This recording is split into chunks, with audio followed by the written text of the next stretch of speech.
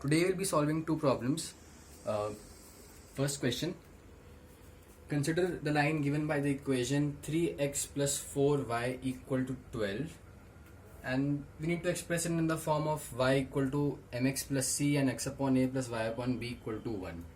Okay, and let's do it. It's basic algebra.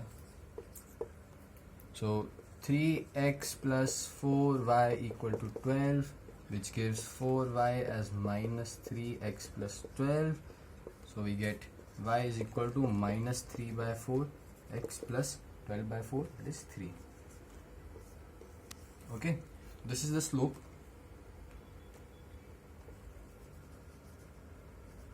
This is the y-intercept.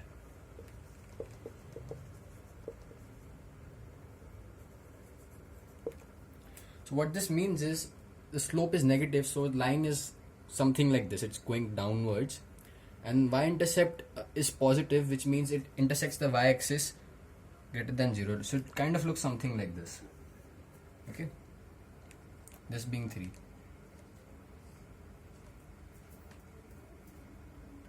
Now let us do the second part.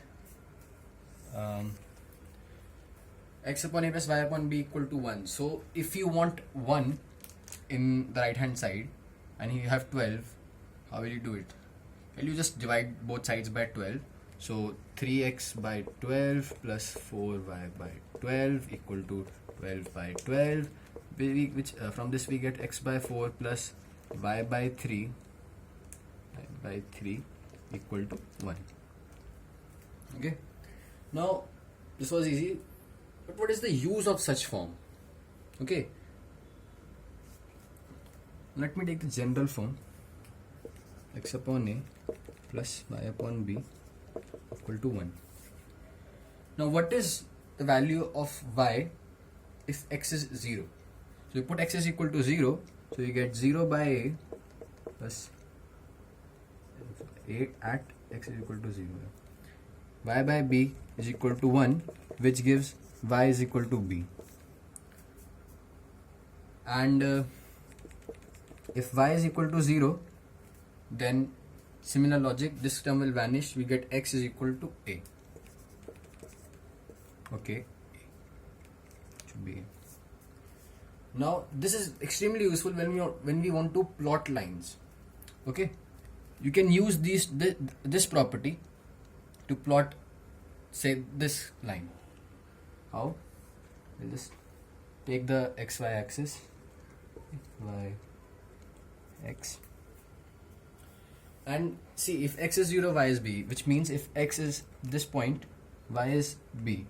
Well, b can be positive or negative, but here b is positive, so I'm taking the positive case. This length will be b. Okay, and if x is equal to, if y is 0, x is equal to a. So y is equal to 0 means this point, the entire x-axis, x will be equal to a. This length will be a. Okay, and you can write the coordinates of these points. It will be a comma 0 and this will be 0 comma b. And now we have got 2 points which lie on a line. And how many points do we need to take to specify a line completely? Well, we need only 2 points to completely specify a line. So you want a line, you just fix 2 points, join them together, you get a line. So the line given by this expression will be something like this. Another useful thing we can do with this is find the area. So if it asks us to find the area, we just convert it into this format. Okay, we know a and b. And we need to find this area then. So this area will be, of course, area will be half times base times height, and you find it becomes trivial. So we are done with the first part. It is now go for the second question. Now let's go to the second question. So here it goes. Given the displacement time graph of a particle, So it's something like this. Okay, this is x in meters, and this is time measured in seconds. So 1 second, 2 second, 3 second, 4 second. It goes 1 meter, 2 meter, 3 meters, and so on. And now there are two problems. Express x of t as at plus b, okay, and find the values of a and b. So we have to write x in the slope intercept form. X is a linear function of time. That there is no power of time. Exponent of t in this case is 1, so x is a linear function called. And then we need to find a and b. Find the velocity of the particle at time equal to t equal to 3 seconds. So 3 seconds after you start your clock, what is the velocity of the particle? Let's first use this one. So we know the first part, we know x is equal to at plus b. What we'll do is, for using this graph, we'll find x for every t, which means, and then we'll solve two equations. Let me demonstrate it. So we'll find x at t equal to 0. So at t equal to 0, x is 3 meters. Okay, is equal to a. So 3 is equal to a into 0 plus b. This term goes off, which gives b as 3. Okay, and now we find the relation for any other coordinates. So pick this for x is t equal to 1. So x at t equal to 1 is 5 meters. So 5 is equal to a times t is 1 plus b. Okay, in this we get 5 equal to a plus b, and we know b. Okay, just put b in this equation. So from this we get a equal to 2. So a equal to 2 and b equal to 3, which gives x, the function of time, is 2t plus 3. Means this graph is a graph of 2t plus 3. Well, you can check it for yourself. T equal to 0, x is equal to 3, t equal to 1, which means this value, x corresponds to 5. And for 2, t equal to 2, they get 7. So it's approximately somewhere over here.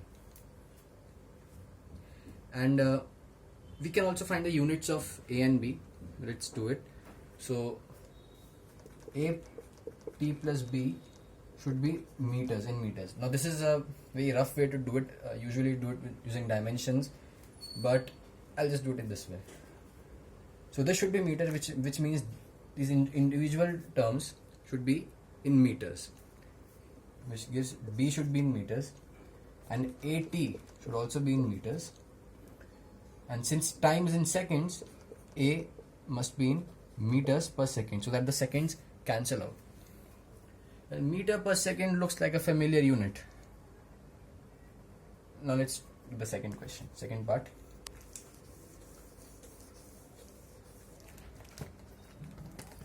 Find the velocity of the particle at t equal to 3 seconds. Well, first let's find out the velocity at any point and see what special, how special t equal to 3 seconds is. So you draw this triangle. So what is velocity first? Velocity is how much you change in x divided by how much you change in, what is the change in time. Okay. Now you draw something like this. Why? Because this gives you change in x. Okay, delta x. This is how much you move in x, and this is your delta t. How much you move, how much time passes, how much time has elapsed. So this delta x is 5 minus 3. Delta t is 1 minus 0. So we get velocity as 2 meters per second. And if you want to write it in the vector form, v is equal to 2 meter per second I cap, because the particle is moving in the x direction. Well, and what was the formula for x? First 2t plus 3. The 2's match, and this has a unit of meters per second. Why is it so? And another thing you should notice, that this is independent of time. No matter which interval you take, no matter which instant you take, the velocity is always same. And 2 meters per second constant.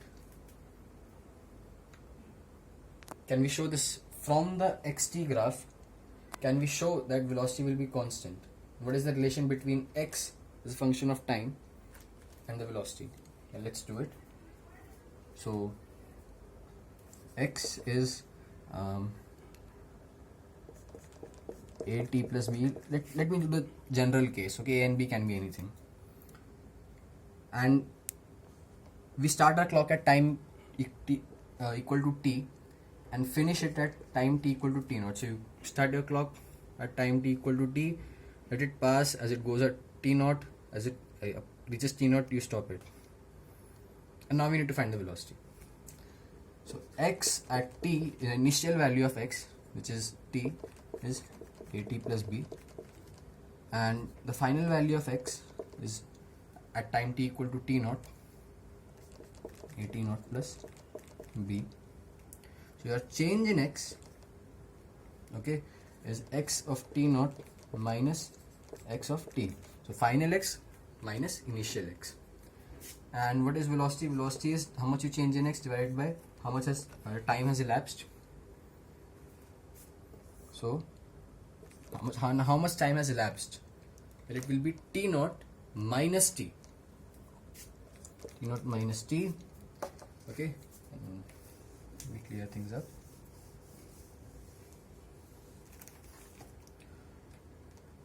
V is x of t naught. Just put the expressions: at naught plus b minus at plus b divided by t naught minus t. So we get the b's cancel out. You can factor the a. There you go. So v is nothing but a. And you see the units also work out. Velocity is measured in meters per second. A is also in meters per second. And what is A? A is the slope of your displacement time graph. So the velocity is your slope of your distance time graph. And x not need to be a linear function, okay? Well, when we study calculus, so x can be anything, and still the relationship remains that velocity is the slope of distance time graph. Alright. So you can see if x is linear, you get a straight line, and the slope of a straight line is always constant for any value of this axis, any value of t in this case. The slope is constant, so the velocity is nothing, is just constant for all times. So if you ask for t equal to 5 seconds, it will be 2 meters per second. If you ask for t equal to 1, again it will be, it will remain the same, that is 2 meters per second. So if you have this graph, you can, it's a straight line graph, so you can easily tell, okay, velocity is constant just by looking at it. And then you can draw these lines, measure the slopes, and then find it out. Or if x of t is given, then this thing is your velocity. So we solved 2 questions and we learned a lot of concepts, how to write the equation of line in multiple forms and how to analyze these graphs. That's all for today. Thanks for watching.